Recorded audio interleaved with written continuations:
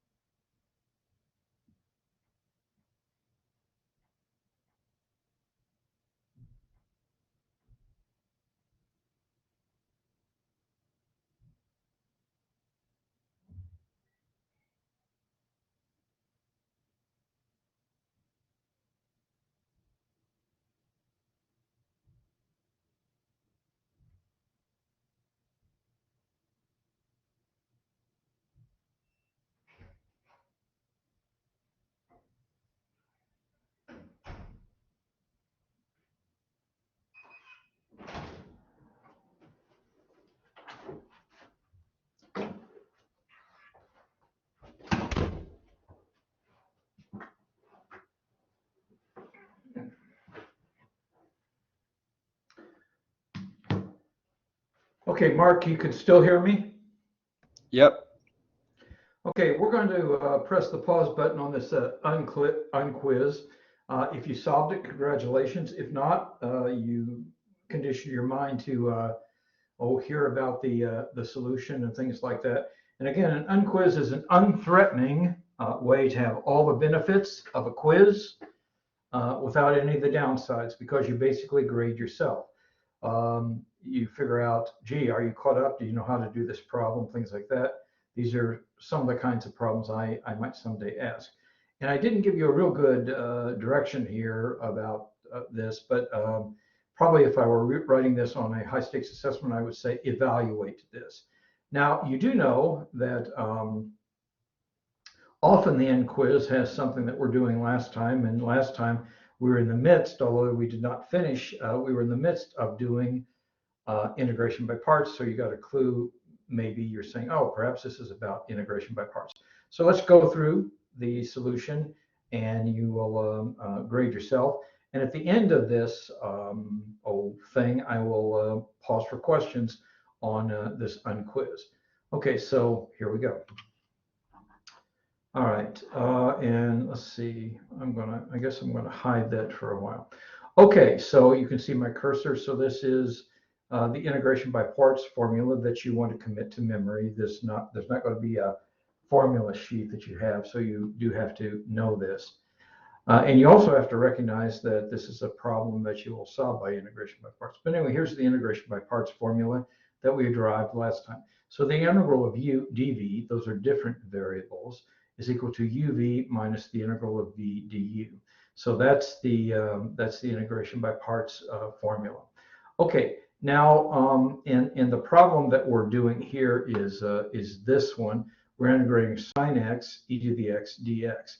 Now, you have some choices then you have to make for your substitution. And actually on this one, I will tell you, I think either one would work, but this is the one that we're going to do. We're going to say that dv is equal to e to the x dx. Now, and if you pick dv, and dv always has the dx associated with it, then you have to find v, and so you'll take the integral of this, and you'll get e to the x. And again, we can let the constant be 0 in this stage. If you have the constant being something else, you'll carry it through, but it won't change your answer. But after you pick this, everything else, and so we picked e to the x dx to be dv over here. So everything else, that is sine x, is what we call u. And so u is equal to sine x, and that means that du is equal to cosine x dx. Now, so you see, these are the pieces that you need. You need u, you need du, you need v, and you need dv. And we have it, so now we can do the formula. Okay, so now we're going to start with doing integration by parts. So with this as u and this as v, then we get u times v. So that's where we get this one. This minus sign is this minus sign. And then this is the integral of v. Here, v is v, and then it is du. So we have that. Okay, so we've done one iteration of integration by parts, but you're not done until you have a function of x, because this is an indefinite integral, so you want a function of x, and there's going to be a plus c in your answer. So you're not done yet, so you have to do this red part here. Now this part doesn't go away, it's still there, but now you have to do the red part. And you think about that for a while, that is cosine x e to the x dx. Now this does not conform to any formula that you know, so you say, oh, I bet this is integration by parts again. Now I know last time there was a student who said he could do all these problems in his head and he just wanted to write the answer down. And I mean, that's good, but I think there is benefit for most Calc 2 students to write this down, because you see, when I start talking about this integral, my u's and v's might change, and in fact they do. Now, dv is still the same thing on this second integral that we're doing. And I drew a little line here to separate. So this is still the integration by parts formula that we're applying to this red one. But in dv is going to be e to the x dx. But v is going to be, then you integrate that, that is e to the x. So we know that. But u is different now. U is cosine of x. And that means that du is equal to negative sine of x dx. And again, the dx has to be there. So now we have all our pieces. Here is v, here's dv, here is u, and here is du. And we have all the pieces in place to do this integral. Okay, but realize that there's a minus sign in front of this integral. So this minus sign that I'm pointing at is this minus sign. So you see everything that follows here is the calculation of this. So there's a minus parentheses. So in the parentheses, I'm really computing this. And you have to worry about your SIGNS's as well as your SINES's. Okay, so what this is going to be then is, these are our variables. So this is going to be UV. Here's U, and here's V. So that is UV minus, and then this is the integral of V, which is here, times du, which is minus sine x dx. So that's what we get here. And now you might think, wow, I don't know if we're getting anywhere or not. Actually, we're getting a lot of places because, so please follow the algebra that I'm talking about because I didn't write the algebra down so much. But let's count the number of minus signs. So here's one minus sign. Here's another minus sign. And there's a third minus sign. Well, three minus signs multiplied together means I have minus sine of x e to the x dx. So this is minus the integral of sine of x e to the x dx. But that's what we started with over here. This was the integral of sine of x e to the x dx.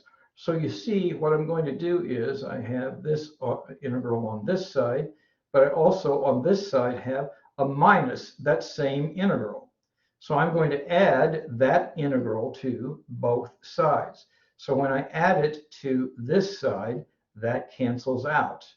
When I add it to this side, I'm adding the repeated integral to both sides. I'm going to get two of these integrals here. So two of these integrals is equal to this sum right here. This term is not there anymore because I added it to both sides. So now what I'm going to do is divide both sides by 2 to get the answer. So the integral, the indefinite integral of sine of x e to the x dx is equal to 1/2 e to the x times sine of x minus cosine of x plus c. And this actually happens relatively frequently when you're doing problems. So you want to watch for it happening. And I overheard some students in the Learning Commons talking amongst themselves, and they called this the boomerang technique. I don't know. They're kind of saying, oh yeah, I find the same thing here and I throw it to the other side. I don't know if that should be called boomerang or not, but they call it that. That's not a good technical name probably for this. There's the problem. So now I'm going to pause for a count of 10 Mississippi if people have questions on this problem. Now, as I'm counting to 10 Mississippi, if you do have questions, I mean, if you're having technology difficulties, then perhaps you have to enter something in your chat, and Mark's watching that for us. But also, I would prefer it if you can go on mic, ask your question, but then go off mic, because sometimes that can cause a feedback problem if you're on mic. It's just the way electrical engineering works. Okay, so I'm starting my count now, and if you have questions, please leap in. I have a question. So I kind of did it a little bit different. I had my I'm interrupting you. Did you get the answer I got? kind of.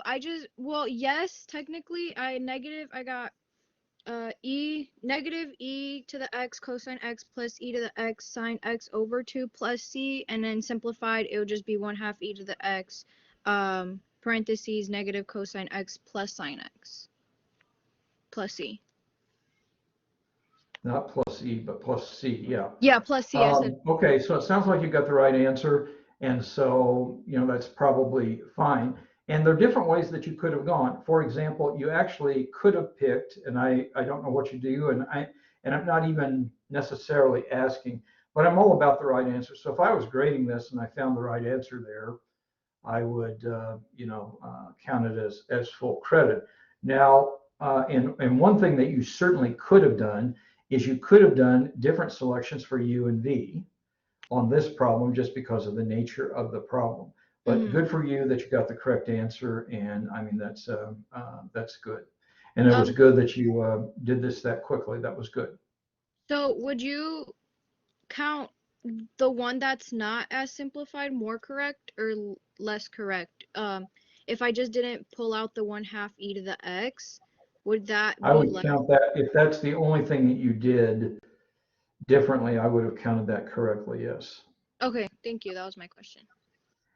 I mean, I actually, and this is a digression, but I actually struggle with the idea of simplification unless you really define what it means to be simplified. And there is one of my dear friends did write a book, and she did a wonderful job explaining what simplification meant, and so that made sense there. Okay, so I think I answered your question, and so I'm starting my count again as I always do.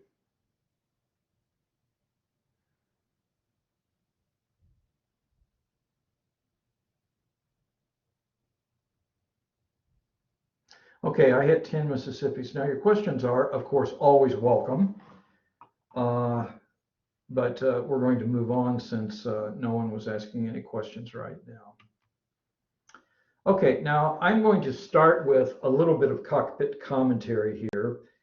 So I'm just going to say a few things. I'm going to talk about what we're doing today. And I am going to conclude this slide with an opportunity for questions. And these can be general questions. So, stay tuned for that, I guess. Okay, so some cockpit commentary. I am going to adhere to our normal protocol today of working for 75 minutes-ish or so. And then we're going to take a break around 12:15 or so, and a 10-minute break, and then we'll reconvene and we'll go till 1:15 or so.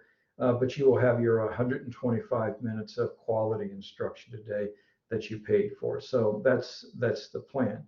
Also, from the cockpit, I think it's useful for me to comment just on, okay, so how are we doing? And I have to say that we are on course and we're on schedule. And equally important, we're at our cruising altitude and speed. This is kind of how I expect the course to go as we go forward. Now, you might say, yeah, but you're just saying that. Well, no, I'm going to show you the plan and show you that we are on target. So I'm going to this plan, or these are things I tore out of your syllabus. And so we did this week one thing. I had to do a little bit of a synchronization thing, but we synchronized, so that set is all good. And now we're in week two. And yesterday we did that general integration stuff. And we started integration by parts, which is section 8.2. And we're going to finish 8.2 today and get started on 8.3. We may or not finish 8.3 today, but this is the second day in the week, so that's fine.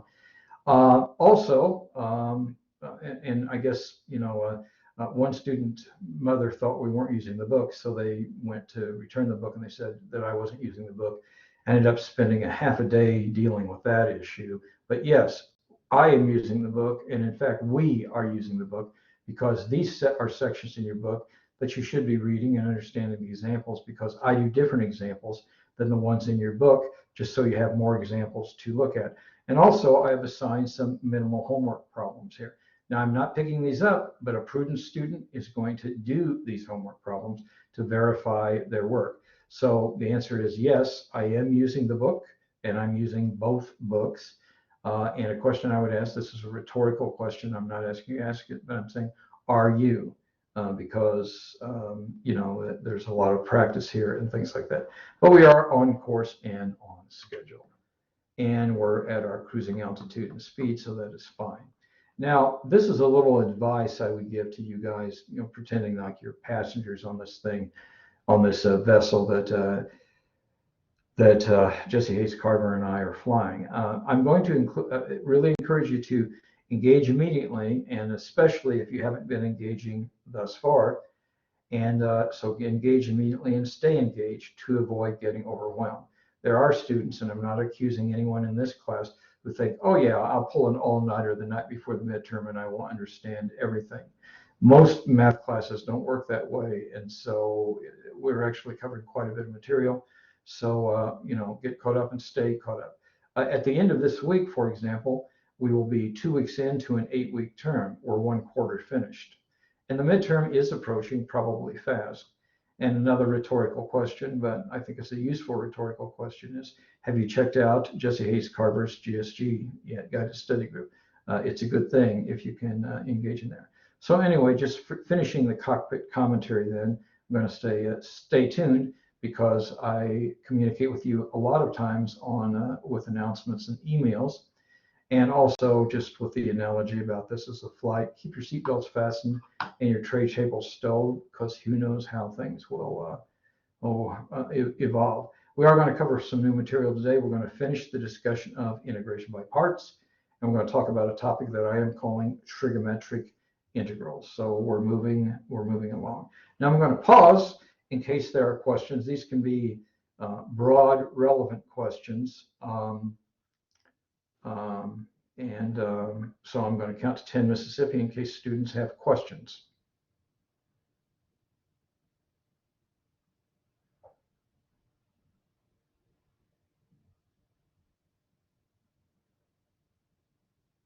Okay, your questions are always welcome, but I hit 10 Mississippi, so I'm thinking there's no questions right now. So we'll go ahead to this. And it was kind of a rare situation, but you and your sister class landed at exactly the same place, which was this example. And I may have talked to you about this example last time, but and then I was going to do questions on it, but let's just talk through the whole thing this time. Okay, and by the way, I would never, or I should not use the word find, because if I say find it, someone say, oh, here it is, and that's kind of a math joke. But what I probably will say is evaluate this. Now, this is a definite, rather, it's an indefinite integral. So it's going to be a plus c in the final answer.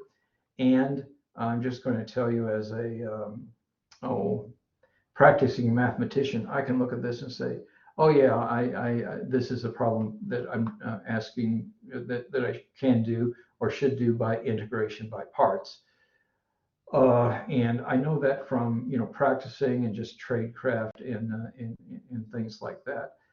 So anyway, we'll talk through that. I'm going to let u equal x squared. I'm going to let du equal sine x dx, and we'll go through it. Another thing I know, though, as a practicing mathematician, is that I'm going to have to integrate this by parts twice, and you'll see how that happens. Okay, so here we go with the solution then. The factors x squared and sine x are equally easy to integrate. That should be true. However, the derivative of x squared becomes simpler, whereas the derivative of sine x does not. And since we need all of those pieces, we need u du and v dv. So we're going to choose to let u equal x squared. So if u is going to be x squared, everything else is dv. So I know that u is x squared and dv is sine x dx. But I also have to compute then, I have to find du. So if u is x squared, du is 2x dx. And if dv is sine x dx, I have to integrate this. And so I get that v is equal to the antiderivative of the sine of x, which is the negative of the cosine x. And those negatives do matter. In order to get the right answer, you have to do that. So be very careful with these kind of things. So now we're going to use the integration by parts formula that we talked about before. So it's the integral of u dv is equal to uv minus the integral of v du. So this is our original problem, and this is going to be u, because u was x squared, and v was minus cosine x. So we write that minus x squared cosine x. That's our first term. Then there is a minus sign, but the minus sign then is minus, and it's going to be the integral of v du. Well, look, v has a minus sign in it, so it's a minus from the integration by parts formula, but it's a minus up here, so minus minus makes this into a plus. And so that is a plus. And then I have v. Now the sign on v got put out here, but it's going to be cosine x. And then this is du, which is 2x cosine x. Now we've used integration by parts once, but to integrate this again, we have to use integration by parts again on this. Now we don't throw this part away. It's still there, part of the answer, but now I'm doing this again. So we're going to do integration by parts on this again. To be consistent with what we did before, I think we're probably going to let u equal 2x. I'm going to let dv then be cosine of x dx. And so here is u is 2x. And so if u is 2x, then du is 2dx. But that means the rest of it, and the rest of it in this case, see here's the 2x, so the rest of it is cosine x dx has to be, integrate that, the antiderivative of cosine x is the sine of x. Okay, so I put this together using the integration by parts formula. Now realize I'm just doing the tail end of this, and I'm going to put this all together. But so this is going to be uv minus the integral of v du.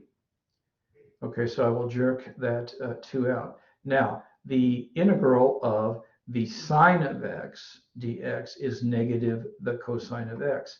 So you see what happens is you're going to get a minus. That's where the plus sign came from.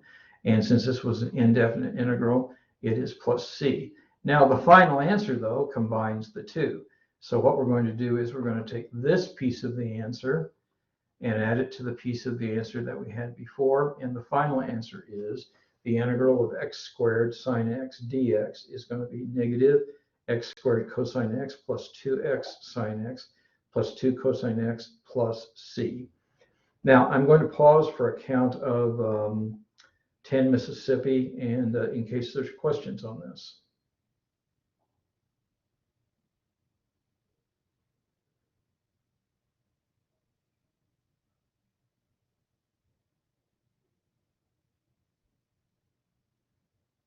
Mark, you still out there? Yep. Okay, so either I did a brilliant job of explaining that and everybody understands, or I explained it and people are bewildered. I'm going to do the half, I'm just going to assume the glass is half full and just go ahead and say, yeah, that's this is all good. But please understand your questions are always welcomed. Okay, now we're going to talk about a problem actually that has quite a place in the history of math, but in the history of this course and in Calc 3, this integral comes up frequently. And so the problem is to evaluate the secant cubed of x dx. And I know it says integration by parts here, but I'm never going to tell you how to do a problem. You just figure out how to do the problem. Now this is a little bit different. It is an indefinite integral, so it's going to be plus c in your final answer. But this one is, a little bit unusual because I've got a function here, but I'm going to split this function into two pieces. I'm going to, and again, the secant cubed is not an integral that we know, but we can say, oh, but I know the integral of the secant of x, and I know the integral of the secant squared of x dx. And so that's actually the split that I'm going to do here. And so it's a little bit different problem, and it's interesting in other respects as well. Okay, so we start looking at this most complicated portion of the integrand, and can be easily integrated is secant squared of x. you see this is secant of x times secant squared of x. So what we're going to do is we're going to split it. We're going to leave secant x sitting there, or we're going to group secant squared x with dx, and that's going to be dv. So we're letting dv equal secant squared of x dx. And that means everything that's left, which is secant x, is u. So let's do our little double substitution here. So u is secant of x, and you have to know the calculus that du is equal to secant x tan x dx. So now I know u and du. But now I'm looking at dv, and dv is equal to secant squared x dx. So v, integrating that, is tangent of x. And again, as we've said a few times, what happens here is you can let the constant be 0 at this step of the problem. Okay, so now we're going to use this u du, this v dv, and the integration by parts formula, which is the integral of u dv is equal to uv minus the integral of v du. Again, you commit that to memory. And here's what we get. Now, I did repeat the integration by parts formula here for you. But that's not going to be on any cheat sheets or anything else. When you're taking the high stakes assessment, you want to know about that. So this is what we have. So now I'm using what I had on the previous page. So this is u v minus the integral of v du. Okay, and again, let's just remind ourselves that of what we had there. So that is secant, and this is tangent, and this is secant squared, and that is secant tan. Okay, so when we do that, then this is what we have by direct substitution into that. Okay, so then we need to do this integral here. Now, this is not a common form that you know or anything else, and so you have to do something somewhat clever here. And the clever thing that you're going to use is you're going to use a trig identity, and you're going to remember that the tangent squared of x is equal to the secant squared of x minus 1. That's what you studied at the College of DuPage in 1432, and you studied that wherever you studied trig. So we're doing that. So we're calling the tangent squared to be this. Okay, and we're going to then distribute. And so this is going to be secant x times secant squared of x is going to be secant cube of x. And here, and by the way, this minus sign is still out here times the whole integral. So there's going to be a minus sign on that secant cube of x. And here you have a minus times a minus, which is going to be a plus. That's where this plus sign comes from. You're taking secant x times 1 is secant x dx. So we got to this stage. Okay, and now what happens is the boomerang effect is happening again, and this is an integral that you know how to compute. You see, the reason the boomerang effect is happening is we started out trying to integrate secant cubed of x dx, but what we get over here is minus secant cube of x dx, which is the same thing. So if I add secant cube of x dx to both sides, it goes away here. And here I have one of them added to a second one is 2. So this is 2, the indefinite integral of secant cube x dx. And now we're not really finished yet, but we're making real progress. But we still have to compute the integral of secant x dx. Now this is something and by the way, this comes up a lot, as does the secant cubed in this class. So it pays to feel good about this and be able to replicate this. But the integral of the secant of x dx, from your Calc 1 is the natural logarithm of the absolute value of secant x plus tan x plus c. And we've encountered that before. So now to get that final answer to our question, we're going to divide all the way through by the 2, and that means multiplying by half both of these terms. Now you might say, well, aren't you dividing the c by 2? Well, mathematicians are kind of casual about these constants, and they're casual all the way through differential equations. So c over 2 is just the same as another c, so we're just calling it a c. So the indefinite integral of secant cubed of x dx is equal to 1/2 secant of x times tangent of x plus 1/2 the natural logarithm of the absolute value of secant x plus tan x into absolute value plus c. Okay, so now I'm going to pause for a count of 10 Mississippi in case there are questions about this important example.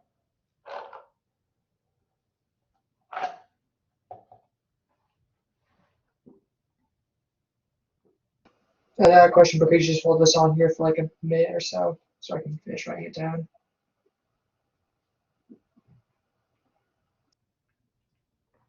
This would be the answer that I would expect you to have on an exam.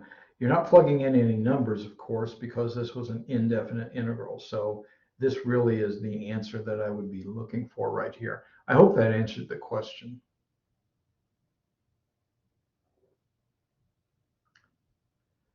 Okay, so I'm assuming that it did, and I'm going to start counting again in case there's other questions.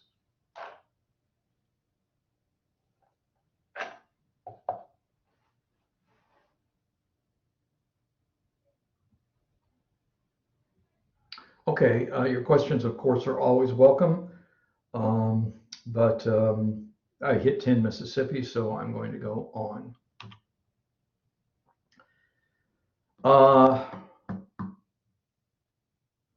I am not going through this problem right now, this example. I'm going to go back there. Hold on, I need to find the right place. Here we are. This is a physics problem, and one of the things is my mates in the other cohort for the Calc 2 aren't doing this part at all.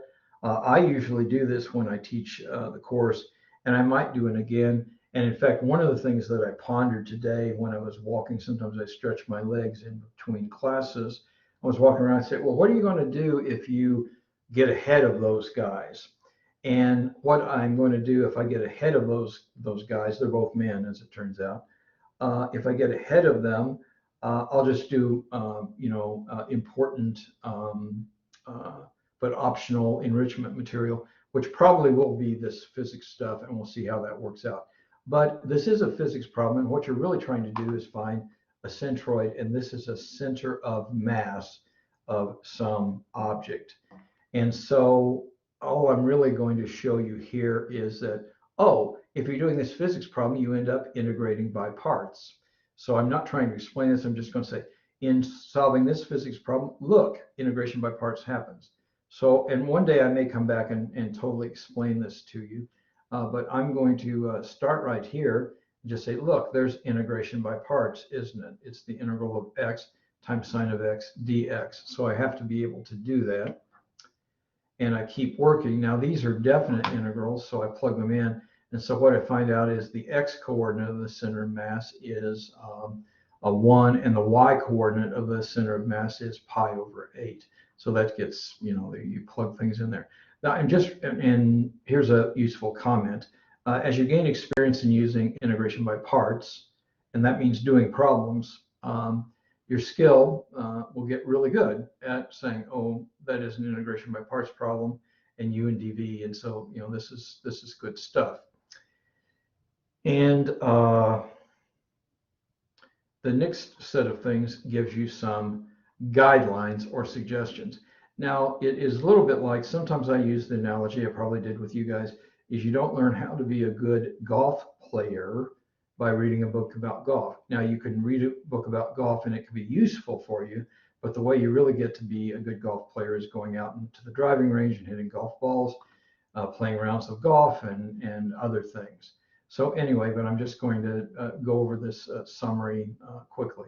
So if you have integrals that are of this form, x to the n times e to the ax dx, or x to the n sine ax dx, or x to the n cosine ax, then you can often let u equal x to the n, and then dv is everything else. So it's either this exponential part dx, or it's this trig part dx, or it's this other trig part dx. If you have integrals, and I think we did an example of this, if you have integrals of the form x to the n times, and these are transcendental functions, but x to the n time, actually both of those first things were transcendental functions as well. But these are a little bit different because this is natural logarithm, arcsine, and arctangent.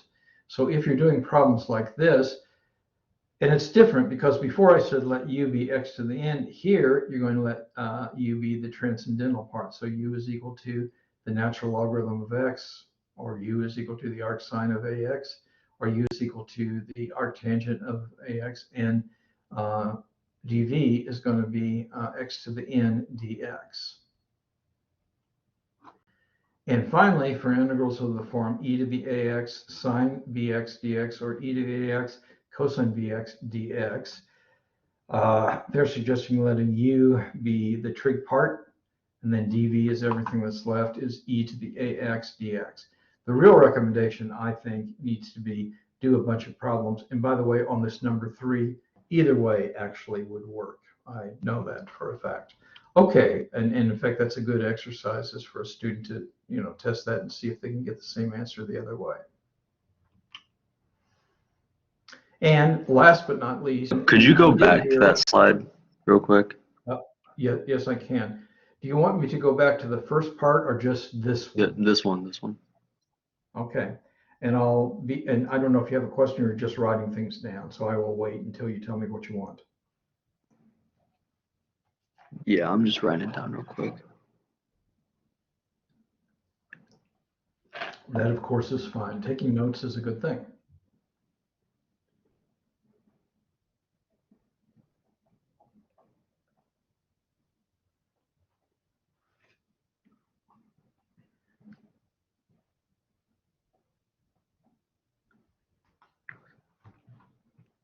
All right, yeah, I'm good. Okay, excellent. Thank you. Okay, so we're going to then go on. And there is, and I got to tell you, I don't do this, but there was someone who I respect in the Learning Commons, and I heard them talking to a Calc 2 student, and they told them this. And so if this helps you, fine. If it doesn't, again, the best thing to do is do a bunch of problems that says, oh, you can use the acronym LEATE, and that almost, but not quite, actually, is not latte. So it's not latte like the Starbucks drink. But anyway, it's an acronym. So you have to, it's LIATE as a guideline for choosing U if you run an integration by parts. Now, does this always work? No, but they suggest in order, check the integrand for the following. Is there a logarithm part? There's the L, so it's for logarithm. And if so, letting u be the logarithm part is a good idea, or could be a good idea. It doesn't always work, but could be. And then the next one says, is there an inverse trigonometric part? That's what I stands for, is inverse.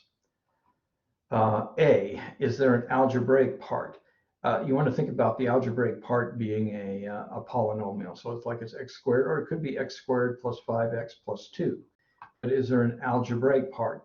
And so, again, they're showing an order of things to check on. And then is there a trigonometric part? And this is what the T stands for. So is there a trigonometric part? And last but not least, is there an exponential part, which is here is the E. I got to tell you, I never remember what this acronym is, but someone I respected told a student, and the student was really excited about that. So I'm sharing that with you. But now I'm going to share with you something that I am excited about. And most of my engineering students get really excited about this too. And okay, so here we go. And the reasons my engineers get excited is, oh, this is a quick way to do certain problems. So that's why I'm sharing it with you, because my engineers like this. Okay, so in problems involving repeated applications of integration by parts, And we've seen that some of these problems you have to do integration by parts over and over and over again. And it can be difficult. You got to keep track of your SIGNS's, and you know it can be quite a calculation. So there's a thing that they call a tabular method, and we're going to look at an example which can help organize the work. This method works well for integrals of the form a polynomial times a trig function, a polynomial times a different trig function, or a polynomial times an exponential function. Now, some do call this tabular method, which is fine, and it's tabular integration for integration by parts. And in fact, you may find me using this phrase as well. But sometimes there's confusion in calculus too, because we did talk about integration by parts, but later on we're going to talk about partial fractions. You might say, how could students ever confuse that? I'm just going to tell you that they do. Okay, and one of the things that I may end up talking a little bit about, I normally do in Calc 2, except now I've got this cohort and things, and I'm keeping you and your sister class synchronized as much as possible. But this tabular integration for integration by parts should not be confused with something that we may talk about later called integration using tables. Okay, now let's see. Okay, so what is this tabular method? And tabular means, oh, I make a table. So we're going to be making a table down here. And the example I'm doing right now is we're going to evaluate. I would not use the word find probably.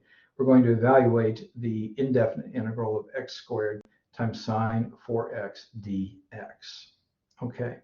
Now, by the way, as a practicing mathematician, I look at this and I say, yeah, I can do this by integration by parts. I'm going to integrate by parts twice and things like that. And what I would also realize is I'm going to let u equal x squared, and du is going to be the rest of this. Okay. So we have to begin, as usual, as picking u and dv. So we're going to let u equal x squared, and dv, which, by the way, dv is v prime times dx, is going to be the rest of it. So it is sine 4x dx. But now we start building a table. So this is the example of your table.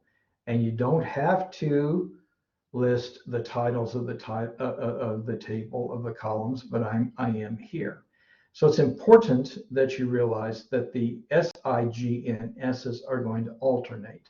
And so over here in this column, you're going to put plus, minus, and you keep alternating signs until the table goes away. And then you have a column that is called u and its derivatives. And so I just go down and fill out the column. So u is x squared. The derivative of u of x squared is 2x. The derivative of 2x is 2. And the derivative of 2 is 0. And you can differentiate until you obtain 0 as a derivative. Now, some students ask if you could do this if you had an exponential times a trig function. The answer is yes, except it's much trickier knowing when to stop. Now here, it's clear you stop when you hit a 0. If you had an exponential and a trig function, you'd have to know when to stop. It's a little trickier. But we set up a column that's called u and its derivatives. Or I would probably say in class, this is u and his derivatives. But then you have another column that is called dv and her integrals. Okay, so this is the dv column. And this note doesn't call it dv. In class, I probably would call it dv. But anyway, I have dx's as we go down here. But anyway, this is dv and its integrals. Okay, and you see there's actually still quite a bit of calculation here, but it's organized in kind of a nice way. So this is what, right here, this thing is dv. Where are we? dv was sine 4x dx. So that is v prime, because it is the dx here. But now we're integrating. So you see, we're taking derivatives and integrals in the same problem. Whoa, but that's okay. So anyway, when you integrate this once, you get minus 1/4 cosine 4x. You integrate that again, you get minus, and so we're integrating minus 1/4 cosine 4x. We get minus 1 over 16 sine 4x. And then we integrate minus 1 over 16 sine 4x yet again. I get 1 over 64 cosine 4x. Now in the table, I'm next to the 0, so I know I'm kind of finished.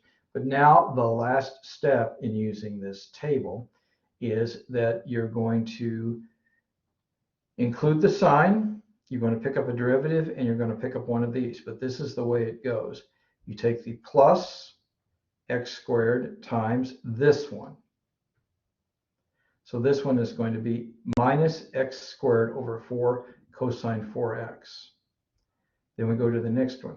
Now this is going to be a minus times a minus.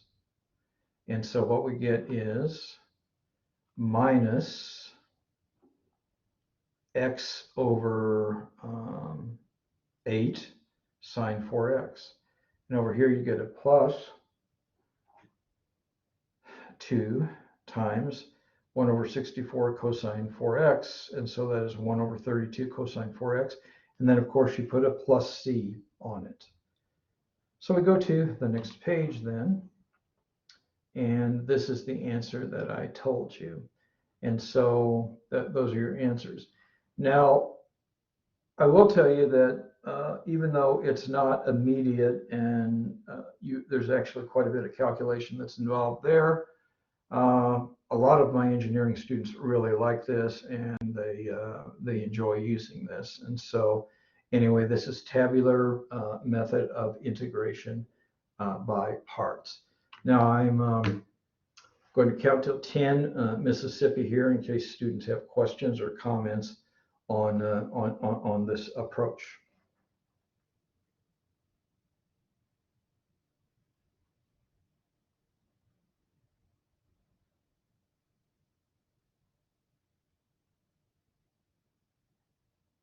And Mark, you're still out there, right? Yes. Great, thank you, Mark. And Mark, I know you think, oh, this is dumb. And I really, and in a sense it is, but actually I could have totally lost the class. You know, and so it's really, this keep alive thing is very useful. Okay, now your questions, of course, are always welcome, but I hit 10 Mississippi, so I'm moving on. Again, this is cruising altitude and speed. All right, now I'm going to ask you, and I do know what time it is right now, so I'm going to ask you, and I'm going to give you 5 minutes to solve this problem. So you're evaluating the indefinite integral of e to the 4th times e to the x over 2 dx. And I said I would give you, what did I say? I'll give you 4 minutes. So please jump in and give this a go.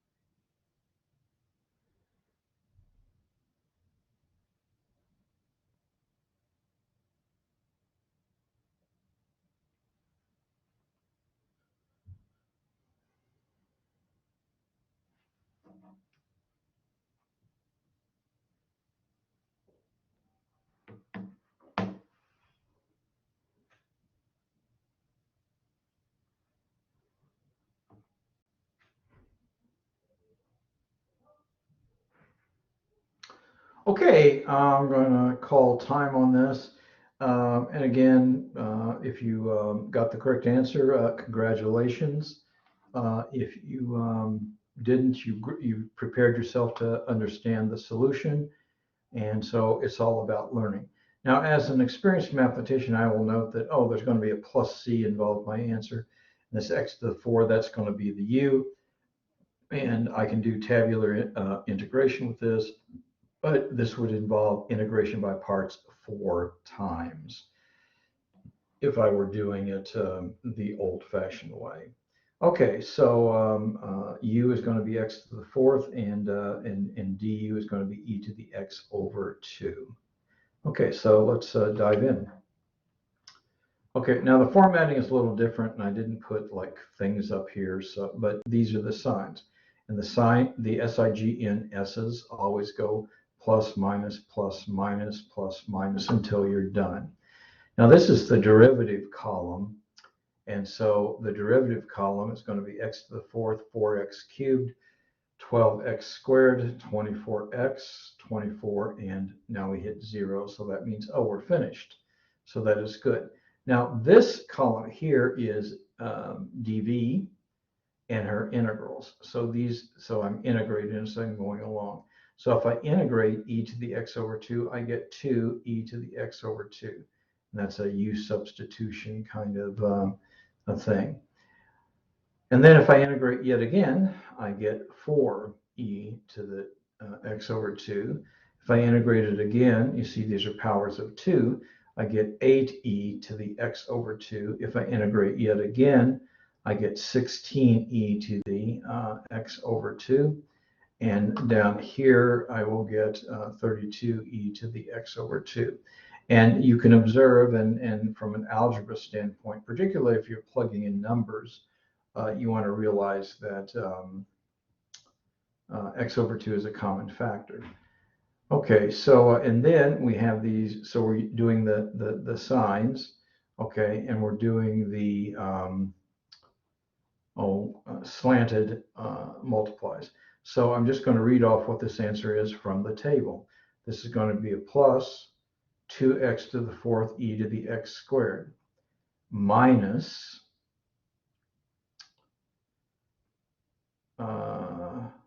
16 x cubed e to the x squared plus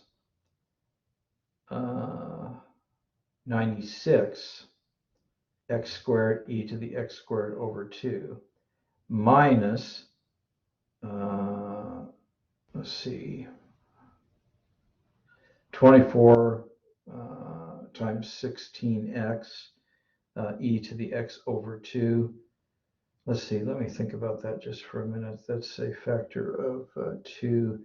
That is 3. Let's see.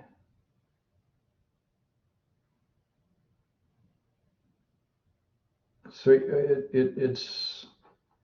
it's just 24 times 16. Let's leave it that way. And then here, and then it's going to be plus 24 times 32, which is 768 e to the x over 2. And I stop here because that is 0. So let's look at the answer then. And you see that's what we get. This is the answer that I said. I guess I couldn't come up with 384 there, but that's 384, and we get this. And again, if you're plugging in numbers, you could factor out e to the x over 2. That would be easier than plugging it in each time. And then you have the plus c on the outside. Okay, so that's the solution to this problem, and that's the only discussion of tabular integration that I'm going to do. So what I'm going to do then is I'm going to pause, and I'm going to count to 10 Mississippi in case there are questions. When you do tabular integration like this, how do you know whether to, like when you alternate the positives and negatives, how do you know whether to start with a positive or a negative? You always start with the positive up here. Okay. So it's always, I mean, it's always plus, minus, plus, minus. In fact, probably I would recommend doing this one last. Okay. And I mean, if I were trying to give you more recommendations, I'd say, well, start with this, okay, just to figure out what it's like. So we're taking derivatives. So we go till we hit 0. Now that tells me the dimensions of the table right there. So I would do that first. And this plus minus thing aligns with that. So I guess I would start at the top of whatever table I had. I would go plus minus all the way down until I found 0. And then maybe I do this last. Now I don't care when you do it. And it's not really last because you're not finished yet. But I would go through and I integrate all these things like that. And then I draw the slant arrows and then I would do it. So that's how I think I would do it. But going full circle to answer the question that I think you actually asked, it always starts with a plus. And the reason it starts with plus is because the formula is u times v. Okay, so that's where you have to go. Okay, I'm restarting my count now.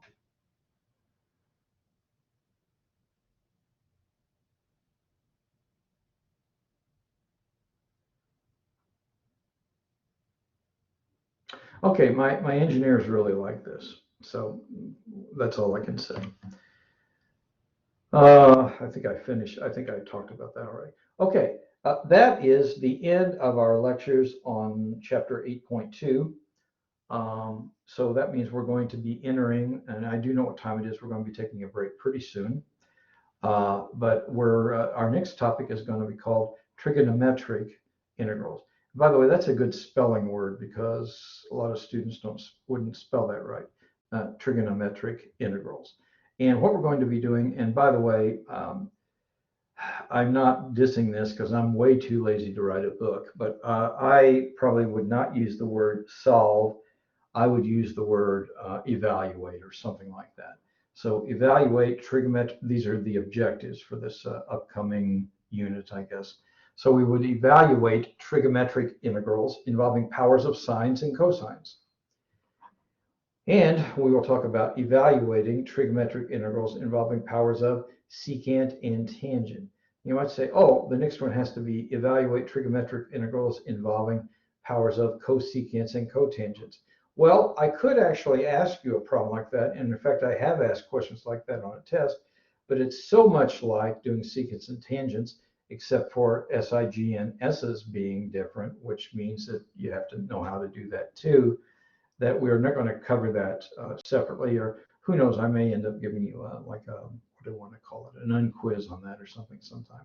But anyway, that is there. And then the last part, the last objective in this upcoming unit is we're going to be talking about evaluating trigonometric integrals that involve sine and cosine products. Now, I want to tell you that these things are very useful, and I'm going to say that in particular, if you do Fourier analysis, which is a course that you haven't taken yet, but it's extremely useful. It's used in digital signal processing, all kinds of places. These products of the sines and cosines are very important. And in fact, I'm going to say all these things are very important. They really do come up in applications. So this is what we're going to be studying after the break. And in fact, I do want you to get your money's worth. And so I'm going to work till about 12:15, and we'll just break on that. And again, we're taking a break pretty soon, but I'm getting started because I want you to get your money's worth. Okay, so here we go with the beginning of this. In this section, you will study techniques for evaluating integrals that are of this form. So you see it is powers of sine of x and cosine of x. Now, when someone writes sine mx this way with m as an exponent, they really mean sine of x whole to the m power. And similarly for this one, this notation got popular and it's kind of confusing. And in a lot of calculus problems, you're really better off rewriting this in a different way to do it. But that's what you're doing. So you could say, oh, what happens if I take sine squared times cosine cubed? And similarly down here, you're looking at products of secants and tangents and powers of them. Now, the reason these two things are linked together and these two things are linked together and cosecant and cotangent would be linked together is because there's trig identities that actually link those things together. But this is what we're talking about, and we're saying either m or n is a positive integer. Now that means one may be a positive integer, but the other may not be. And we'll look at examples of these, of each one of those things. And okay, so what we're going to be doing is there's going to be a trig part of this, and there's a calculus part of this. Okay, but we're finding antiderivatives for these forms. We're going to break them into combinations of trig integrals to which you can apply the power rule. Now I am going to do, I think, one example before we take the break. And this is an easy example, and you might say, oh, this is no big deal because I know how to do this problem, but this is a little bit by way of introduction, I guess. So suppose you had sine to the fifth x cosine x dx. Well, you see, this is an easy integral to do because this just would be a u substitution. So you could say, okay, I'm going to let u equal sine x, but then du is going to be cosine x dx. So you see, I need this cosine here in order to do that. But once I do that, I'm going to have this as u to the fifth du. So that's what I'm really going to do on the next page. So if we let u equal, here's the integral we're trying to do, but we let u equal sine x, then du is cosine x dx.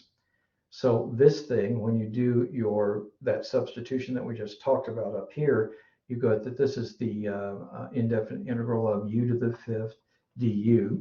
And so what we're going to do is we're going to add 1 to our exponent. So that is u to the sixth divided by the new one plus c.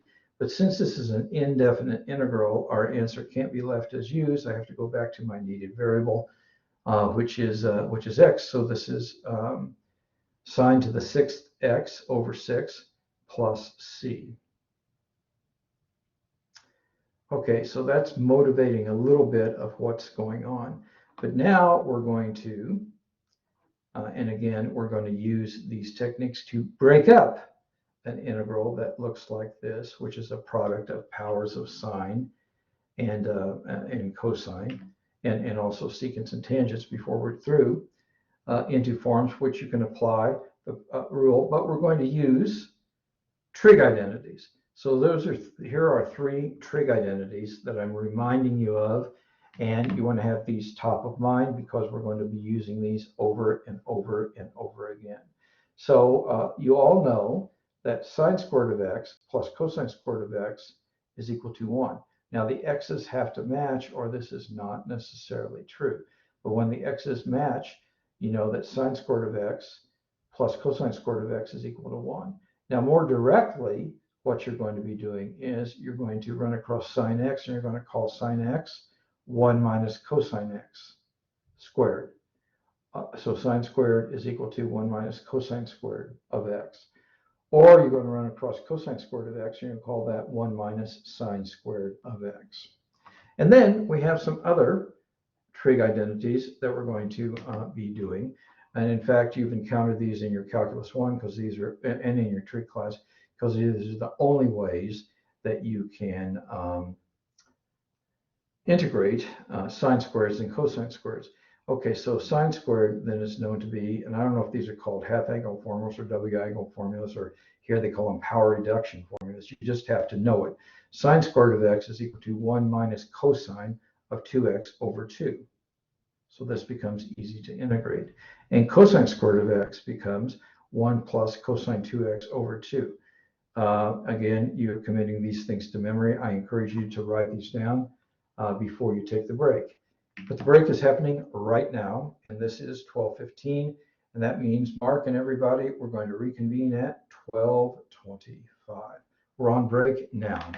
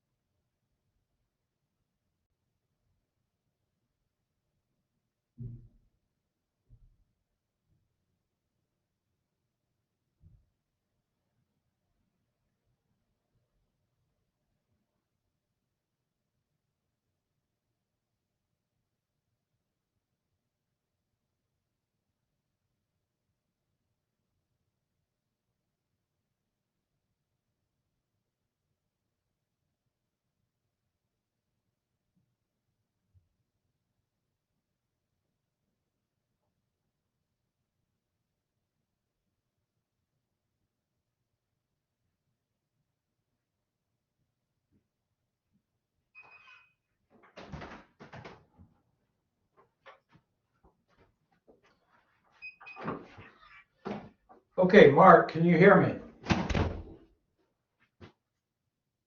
Yes, I can. Well, all right, excellent. Thank you, Mark. Okay, so here we go. All right, so have these trig formulas in mind because we are going to use them.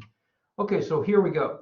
Now, we are going to go through these things that are called guidelines for evaluating integrals involving sines and cosines. So we are going to go through these, but I'm going to tell you that it's kind of like, and I know I've used this analogy before with you guys, but it's a little bit like reading a book about playing golf. And certainly it's not a bad thing to read a book about playing golf, and you could become a better golfer if you did that. But just reading the book is not going to make you a good golfer. What you have to do is go out to the driving range, strike golf balls, and so on and so forth. And what you need to do here is practice problems. But we're going to go through these guidelines anyway quickly. Okay, so as it says then, when the power of the sign is odd and positive, now by the way, it's saying you have an odd power. Save one sign factor, and the reason you're saving a sign factor is because that's going to be your use substitution. So you see, here's an example. You have sine of x raised to the 2k plus 1 power, which is the math way of writing odd, because it has a remainder of 1 when you divide by 2. So what you do is you take one of those signs and you strip it off, and that means you're putting it, so this is the sign that you strip off and you stick it in here, and you're saving this for the du. And then this then is, since you stripped one of those off, what is left is sine of x raised to the 2k, which is like this. Now, I am telling you guys, I know it doesn't say that, but it's really true. When you strip that sign off, you're making a commitment that the substitution you're going to do is that u equal cosine x, or else you wouldn't have done that to start with. Okay. All right, so now you've stripped that off because you said, oh, there was an odd thing there, so I can strip it off. I can have it sitting there. But then I have my Pythagorean identity. I know that the sine squared of x is equal to 1 minus the cosine squared of x. So I can just stick that in there. Now this was the cosine in x. So if I look at all of these things right here, and you got to expand and do algebra and whatnot, but all these things are powers of cosine, and then this is du. So if the power of the sign is odd and positive, then you can do this.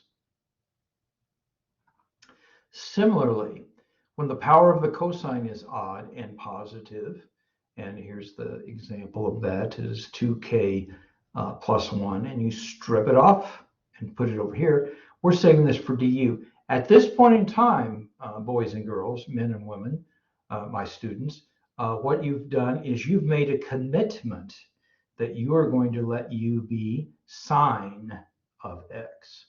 So you see, now you have this sine of m of x, but now you have this cosine of x to the 2k now, because we stripped one off. So we're going to use the Pythagorean theorem again, and we're going to call this one 1 minus sine squared of x whole to the k power. Now you see, you've made this commitment already here, so these things are going to just be powers of sine, so this is an easy integral to do that way. Now, I read this in your sister class, but then somebody asked a question and I had to come back to this, and so I'm growing as a teacher all the time. I'm saying, you know, I'm going to make a bigger deal of this. What I said for them was, when the powers of both sine and cosine are even, full stop. You see, here is if the sine is odd. Here is if the cosine is an odd power. This is if neither one is odd. Both are even. That's when you use this. And so students were getting confused, I think, in your sister class. And in fact, 2 of them asked questions. And questions are fine, but it's making me be a little bit better teacher, I suppose. So you see, in case in the odd cases here and here, you're always using the Pythagorean identity. You're always using sine squared of x plus cosine squared of x is equal to 1. And so here you're doing the commitment to cosine, here you're doing the commitment to sine. But down here it is different. There is no odd power to strip off. That's when you use this one. And some of the students were getting confused and they were trying to use this one up there. It doesn't work nearly as well as what I'm talking about there. In fact, it's not impossible, but it's cumbersome. And we are going to talk about that later. So when the powers of both the sine and cosine are even and non-negative, we're going to use, and again, these are the formulas I talked about, either use the double angle formula or the half angle formula. I don't know what these are called. And if I were teaching trig, I'd look it up and say, oh, let's call them this. In fact, they call them power reducing formulas. And power reducing makes sense because you're changing the exponent from 2 to 1 and from 2 to 1, although you're changing the frequency, so I don't know. Okay, so we use these substitutions to convert the integrand to odd powers of cosine. And you see you got powers, cosines there. And then we proceed as in the second guideline. Okay, now I don't want to dwell on those recipes. What I want to do is just do a problem, okay? So let's begin doing a problem. So here is the problem that we're doing. We want to find and I would never say find, I'd say evaluate. I guess I should never say never, but I don't think I would say this. So this is the indefinite integral of the sine cubed of x times the cosine to the fourth of x dx. Well, and I'm just giving you my analysis. The odds there, so I'm going to strip off a sine, stick it over here, and use that in du. And then that's a commitment that I'm going to do u equal cosine of x. Okay, so here we're doing that. So this is the problem that we started out with. I'm stripping one of those sine x off. So you see this is sine squared times sine, that's sine cubed, but I'm doing this. So that is the commitment. I'm going to be doing that substitution. So here's my cosine to the fourth x. And let's see, where am I? And then I'm going to change sine squared to 1 minus cosine squared. And then I'm going to have to do the algebra. So I'm distributing this cosine to the fourth x across here. And this is being multiplied by both. So you make sure you understand the algebra. And so you're taking cosine to the fourth times 1, and that's giving you cosine to the fourth. Then you're taking cosine to the fourth times cosine squared, which is going to be cosine to the sixth.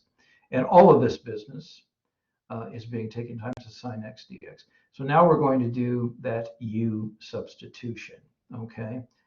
And so this is going to be, and you do have to remember, up here though, you have to remember the calculus. And oops, I didn't intend to do that. Let me go back.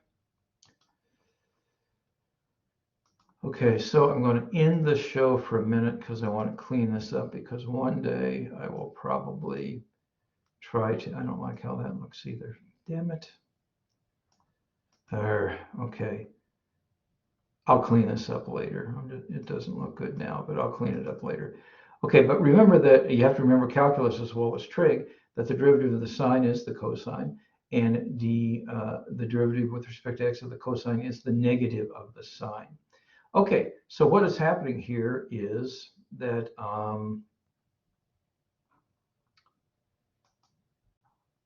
okay, so what is happening here then is you're going to have, we're letting u equal cosine of x. So this is u to the fourth du, and this is minus u to the sixth du. Okay, so once you have that, then you're doing a u substitution. And now, but things do happen because this is u. This actually isn't du, is it? This is going to be, let's see, hold on. I was trying to do real-time editing to make it better for you, and I think I didn't make it better for you. So I need to move some things around and stuff. This problem itself was screwed up just a little bit.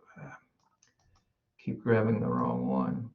And I keep grabbing the wrong one. I'm not going to try to fix that now. Okay, so anyway, so here we are. This is almost u to the 4th du, and this is almost u to the 6th du, but not quite, because the derivative of the cosine is a minus sign. So you see, what I'm going to have to do is I'm going to have to throw a minus sign into this first integral, and you can think about this other ways. But you see, this is sine of x, but I'm going to call it minus a minus sine of x. So that's what I'm doing. This is really just a u substitution. And then the other one, when I'm going along here, and this is was screwed up in the notes, that's why I call it bad algebra. Here I have minus u to the 6th, and this is not du, but if I move the minus sign in there, that is du. And so this minus sign I'm sucking into the du, and so this is wrong. In the notes itself, it says, this is a plus sign right here. That's what I'm trying to say. Okay, because of the minus times a minus. And then we're integrating. So this is going to be, this is u to the 4th du. So this is going to be minus u to the 5th over 5. This one, and that is a plus because there's the du that's actually there. This is going to be, and this is not written well either. That's what this was about, was fixing this. This is just a whole bunch of bad algebra, and I keep doing that. It is so much better in the classroom. But anyway, I just will go here. And this should not be cosine of 7x. This should be cosine to the 7th power x over 7 plus c. So anyway, that's the problem we've got. And I'm going to I'm going to count to 10 Mississippi in case there are students out there who want to talk some about this one.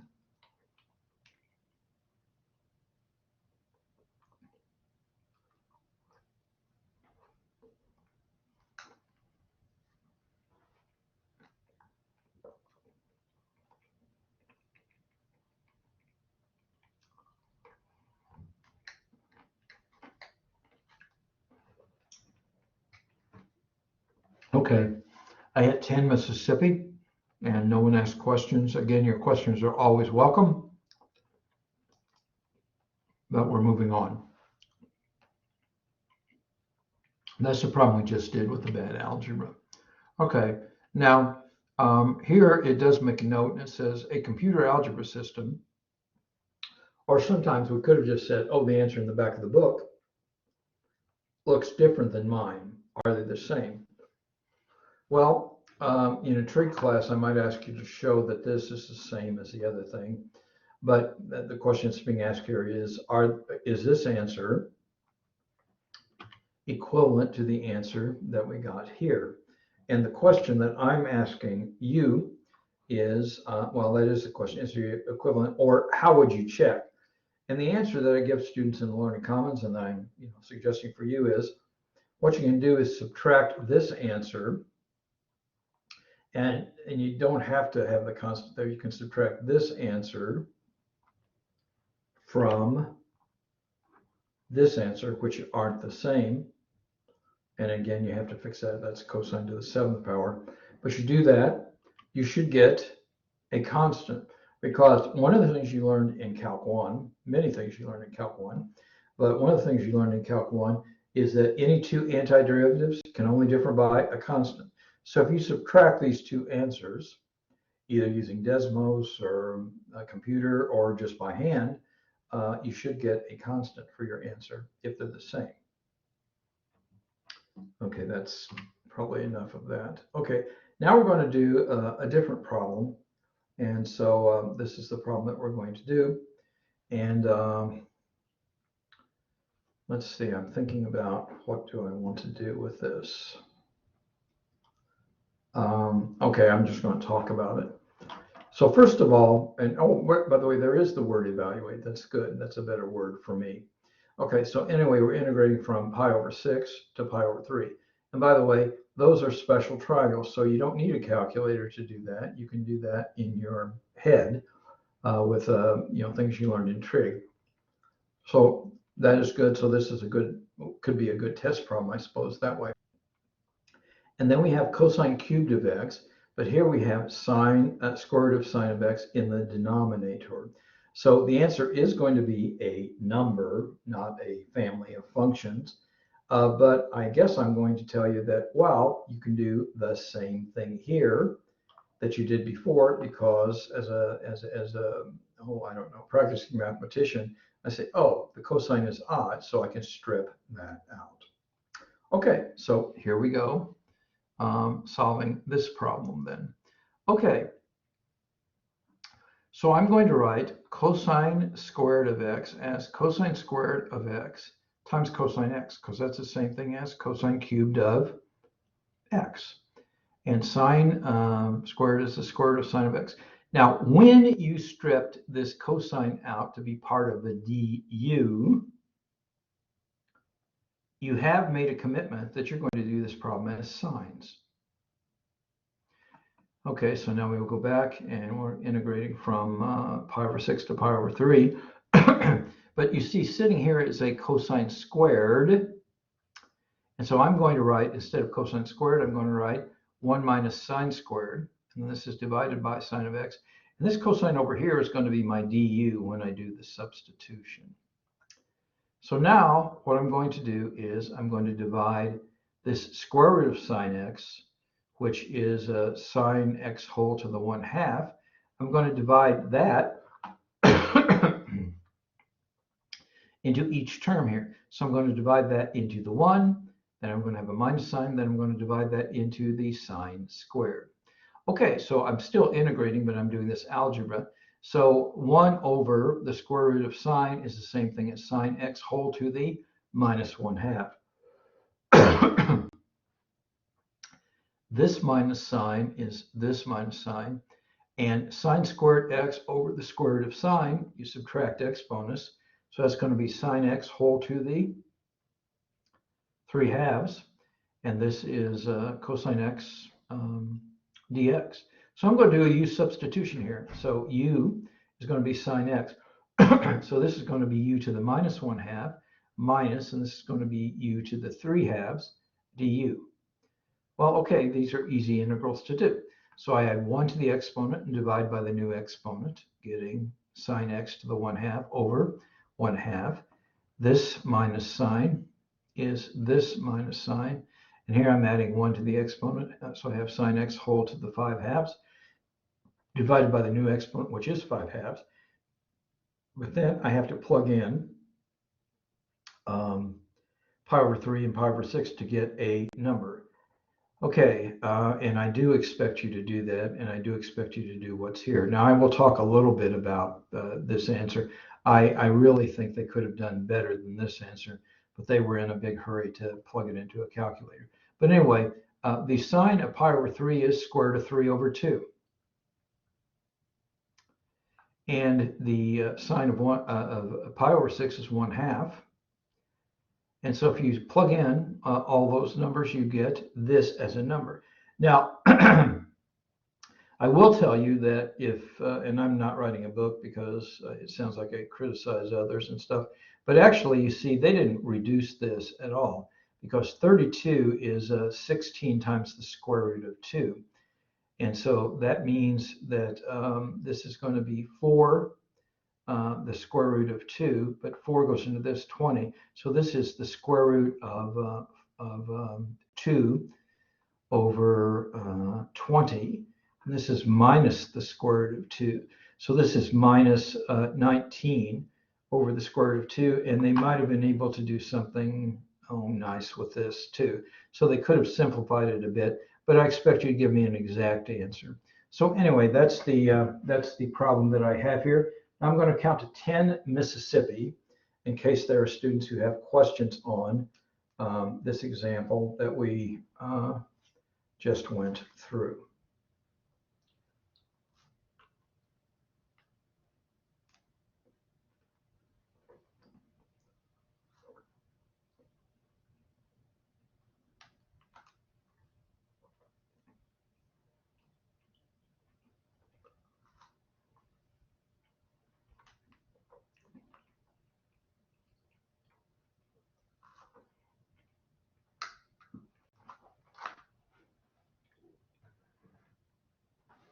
Okay, I hit 10 Mississippi and didn't hear any questions. Mark, you still out there? Yep, still here. I don't know. Maybe I'm doing a better job of going through this. I don't know. I hope you are understanding. I hope you are understanding and not bewildered. But anyway, we go ahead. Of course, your questions are always welcome. And now we come to this problem. Now this is, we want to find the integral of cosine to the fourth x. Okay, and I'm changing this problem just a little bit because I can, you know, I do different kinds of things. So I'm grabbing hold of this and grabbing this. And again, I'm not being mean doing this. I'm just doing it. Let's see, I'm going here. Actually, I'm going to go here. This is going to be a new slide. You guys give this a go. And we are going to go through a solution in, I don't know, I'm going to say about 5 minutes. So please go ahead. Give it a go and we'll get together and we'll compare notes. So everybody, please do this.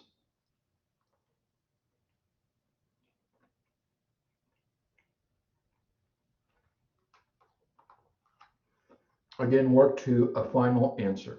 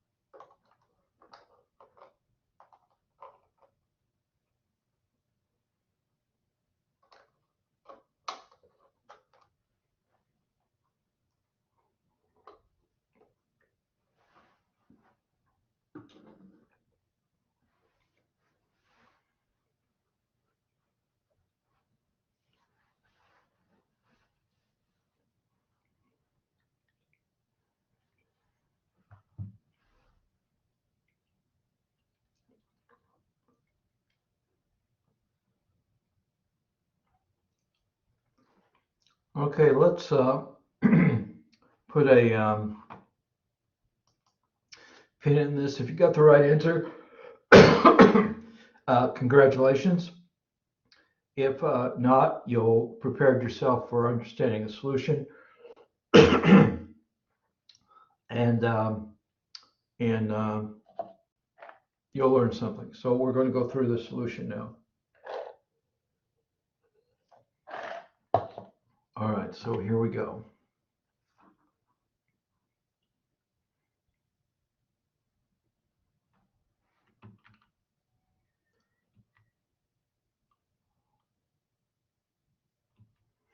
We don't need to say that. Wait, I guess we need to do that. Where?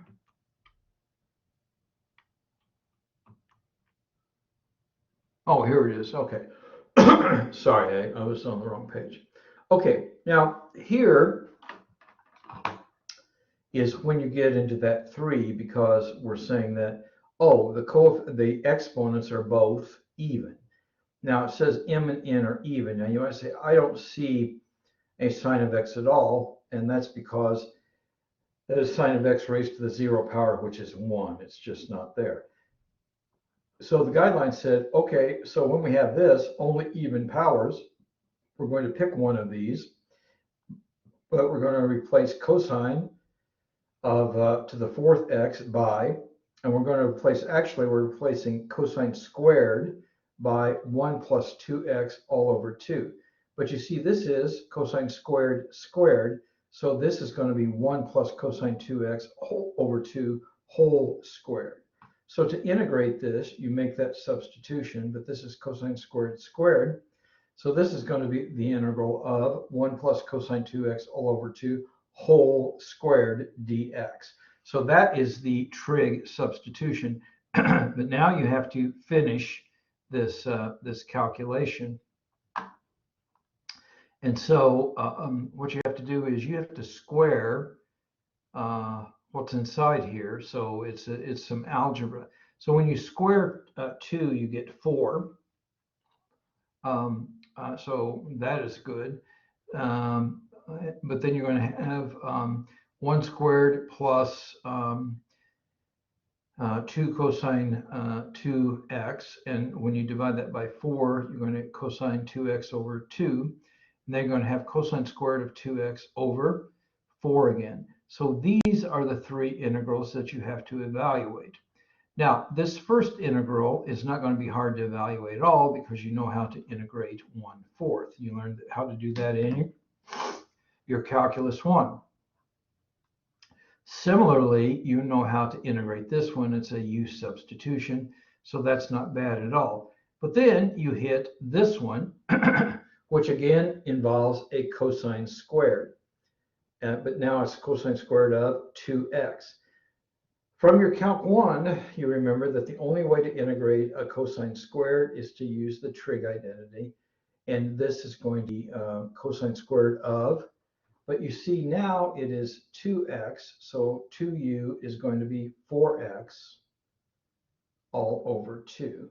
So this is 1/4 times that. And this is what you're going to be integrating, are these. So you integrate this one, you integrate this one. This is 1/4 times 1/2. So that's 1/8. And then you're integrating 1/8 times cosine 4x. Okay, so those are the things that you're integrating, and this is here they're doing it a little bit differently, but here is the here's the here's the 3/8 here, and the way you got 3/8 is 1/4, and 1/8 is 3/8. So this is the integral of 3/8 is a constant. So I'm combining this constant with that constant to get that. And then this is 1/4 times cosine of 2x. And they're writing 1/2 as 2/4 because that's the change of variable. And this is, excuse me, this, by the time you change variable, this is 1/32. You get 8 from this, but you get another factor of 4 from this. So it's 1/32. It's this. So now you do these integrals. Now, so the integral of 3/8, this is x to the 0 power. So add 1 to the exponent, divide by the new exponent, and you get 3/8x. Over here, you got the 1/4, but I integrate this, and this is just going to be sine of 2x. And here you integrate this. This is 1 over 32, and that integral that's left over is sine of 4x plus c. Okay, so that is the answer to this problem. So you see there's actually quite a bit of calculation involved, even though you had the trig identity sitting there. Okay, so I'm going to pause and I'm going to count to 10 Mississippi in case there's students who want to ask questions. I had a question. So Please go ahead. So you have the three integrals that you have to do, like 1/4 cosine of 2x over 2. Those first two ones are pretty easy, but could you please just go over how to do the integral of cosine squared of 2x all over 4? Okay, I will. Now, excuse me, I am writing that down on my pad. Yeah.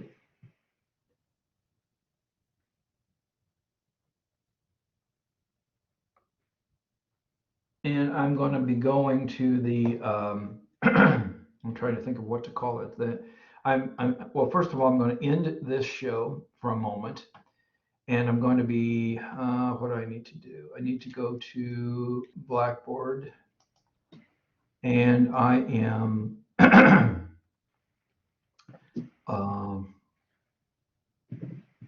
going to be sharing a blank whiteboard. Okay, and I'm going to ask Mark. Mark, can you see my blank whiteboard? Yep. Thank you, Mark. Okay, now, and again, one of my criticisms of Blackboard is that, I have to deal with this, but that's okay. But it will look like I'm a 2-year-old writing. Okay, so I'm pulling the 1 over 4 out of that integral. And then what is left is cosine squared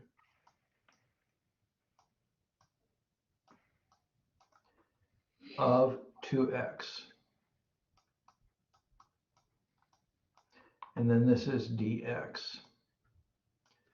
Okay, now, one of the trig identities that I showed you earlier was that, and I'm going to use different letters here, but I showed you that cosine squared of theta, that's a 2. I'm not going to try to make that better because that would take a long time to do. Equals, this is 1 plus, that is a plus sign, 1 plus cosine 2 theta over 2. And I hope you remember that because that was on an earlier page. So that's one of your fundamental identities. And they were calling it the power reducing formula. But this is the only way to integrate cosine squared. This is how you integrate cosine squared in Calc 1, is you use this formula. But now, when I'm looking up here at this one, I observe that, well, yeah, but the role of theta is being played by 2x. So if I apply this with theta equal 2x,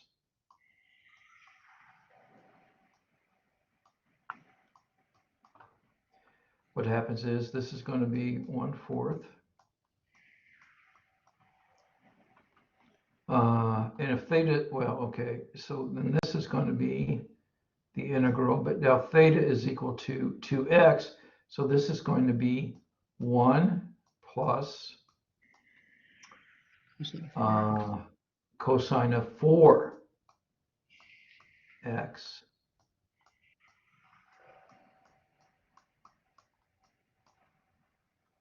all over 2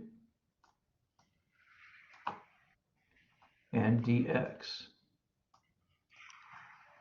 Now, bear with me because I may have answered your question already, but I'm going to finish this problem just in case that's, that in case your question was somewhere else. Okay, now you see, this is the same thing as 1/4.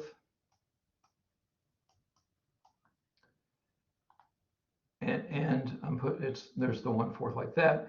But this then is going to be the same thing as the integral of 1/2 dx.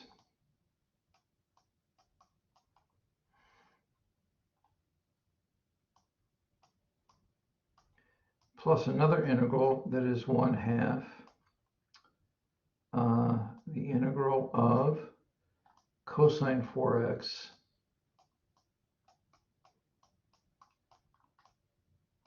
I know this doesn't look good, but that's what we've got.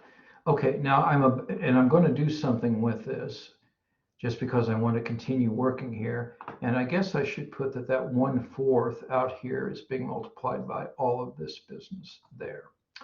Okay, now what I'm going to do is, and you wouldn't have to know this, and if we were in a real classroom, I wouldn't even be thinking about doing this, but here I'm going to cut this. And I'm going to make a copy of this, and I'm going to make a slide that has this on it in case we have to come back to this. Okay, so let's see. You were asking a question here, I think.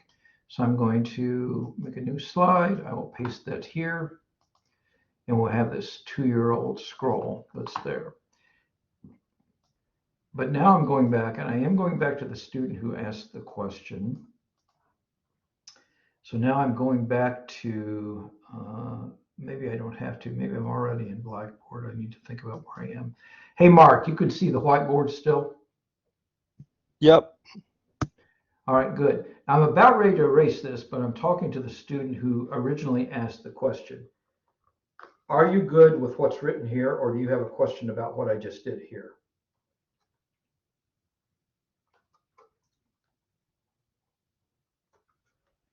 I'm good. I understand. Okay, now I'm going to do one more thing, and I know maybe I've answered your question, but I'm going to finish this problem.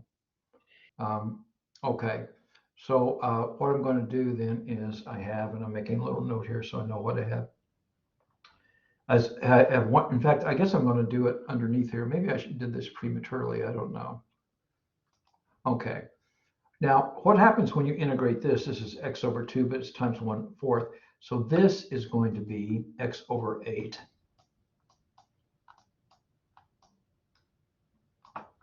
Okay.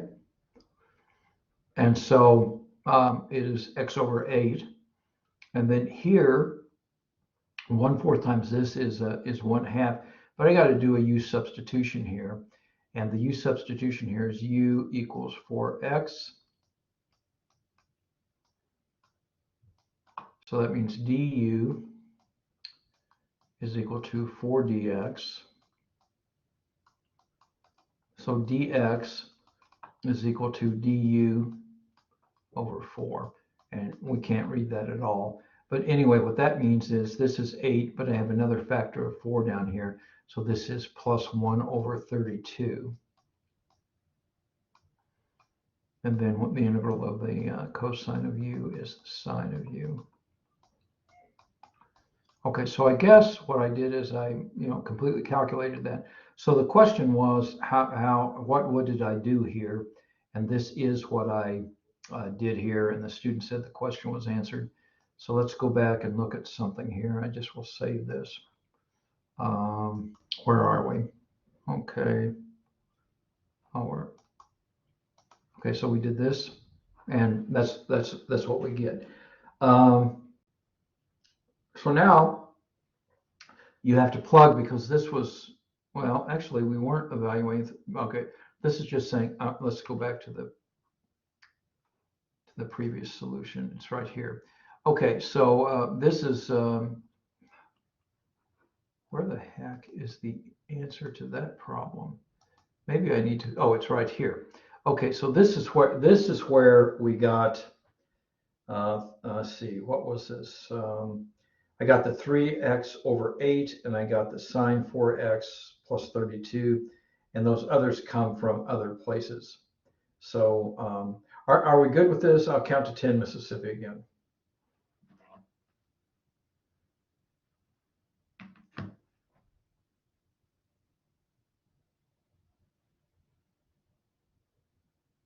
Okay, I hit 10 Mississippi, so I'm going to call that good.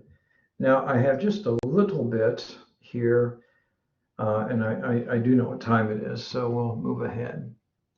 Now, this is, and by the way, you're ending almost exactly where your sister class did, but this time you're a little bit ahead. So I probably will do a little bit of a gap lecture for them. It'll actually be a pretty small gap lecture, but I'm going to try to do a gap lecture for them so that, you know, I'm trying to keep you guys right together, and I'll post that on YouTube and say, hey, watch this.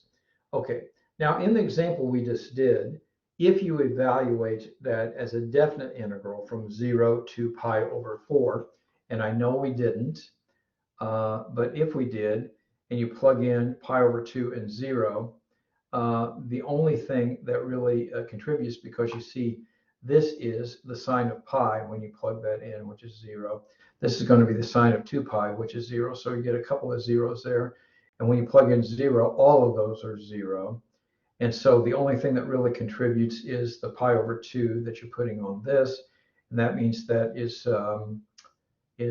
3 pi over 16. Now, so the only term that contributed to the solution, and actually, I guess I wouldn't say it that way, the only thing that added numbers to the solution that wasn't 0 was this term. So there is a formula.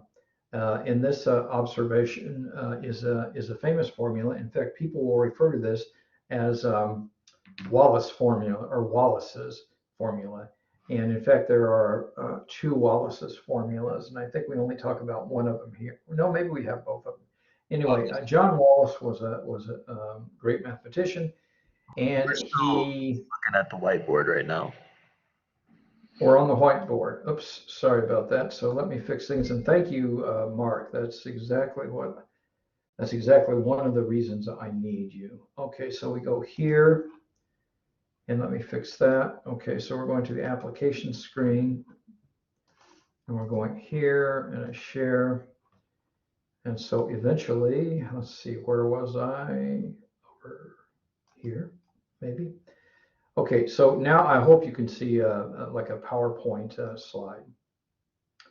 And this Blackboard thing really isn't in the way. Okay, so, and I guess I'll read this again since nobody could see what I was reading. In example 3, and if you were to evaluate that integral from 0 to pi over 2, a lot of these things end up being 0, but it's only this one.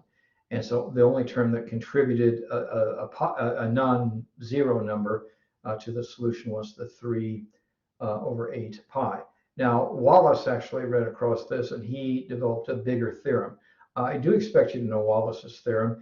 And in fact, I will tell you that once upon a time, I was teaching Calc 3 at the College of DuPage, and the best student in the class remembered Wallace's formula and applied it on a test, and it was a very good thing. It made me very happy that he did that. So anyway, what is Wallace's formula? That's what I was doing before. Here are Wallace's formulas. If n is even, which was the case that we actually were talking about, then the integral from 0 to pi over 2 of cosine nx is equal to the product of all these things.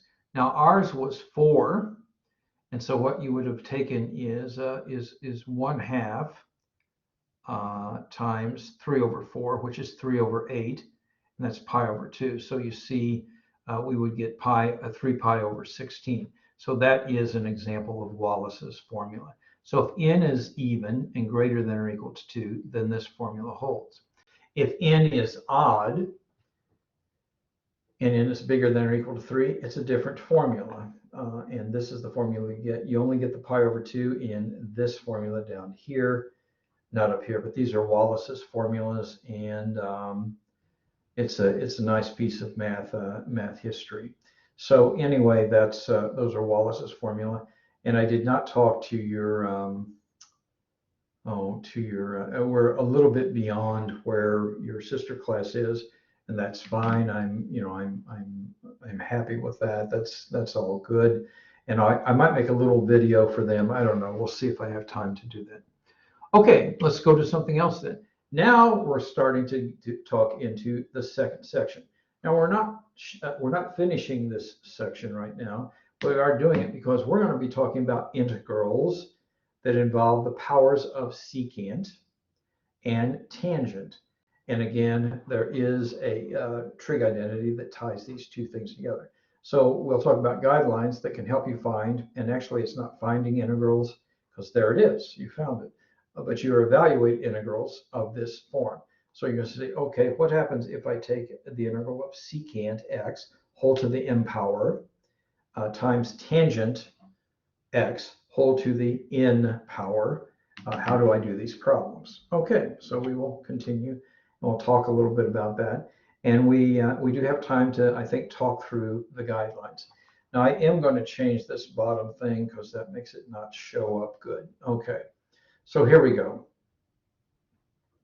And again, you shouldn't be surprised that G, the parity means even or odd, ends up being an important thing here. So anyway, so that'll be part of the story. And again, just reading how to do this and taking a picture of it doesn't get it done. It might help you along the way, but what is happening here is the best thing to do is to do problems. That's the best thing to do. Okay, so when the power of the secant is even and positive, now here, look, that's even now. So this is the secant of, this is even, this is 2k and positive. But you see the derivative of the tangent is the secant squared. So what we're going to do is we're going to jerk out a factor of secant squared over here. Now, when I jerk out the factor of secant squared over here, that's going to be good, but that represents a commitment to let u equal tangent theta for this. So we jerk that out, we leave it over there, and what is left here is secant squared of x, but now it's raised to the k minus 1 because I jerked the squared out. So that is here. But now the trig identity is that the secant squared of x is equal to 1 plus the tangent squared of x. And this is to the k minus 1.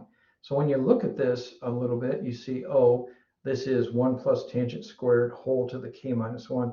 Now you got to multiply that out. There's a lot of algebra there. I'm taking this times tangent at the end, but then I have du. So I can let u be the tangent, and I can calculate that integral. Now, when the power of the tangent is odd and positive, what you're going to be doing is you're going to be jerking a secant and a tangent out, and you're saving this for the du, but that represents a commitment to let u equal the secant. And I'm going to do I'm going to change the tangent to the secant here. And so the tangent squared is a secant squared minus 1 whole to the k. And so now I have this, and I'm letting, now I can integrate it.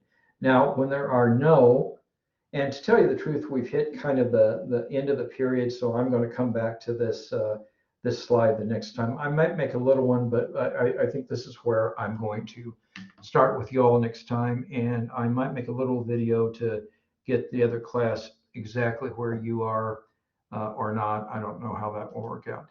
I'm about ready to dismiss you. I'm going to close the recording, and so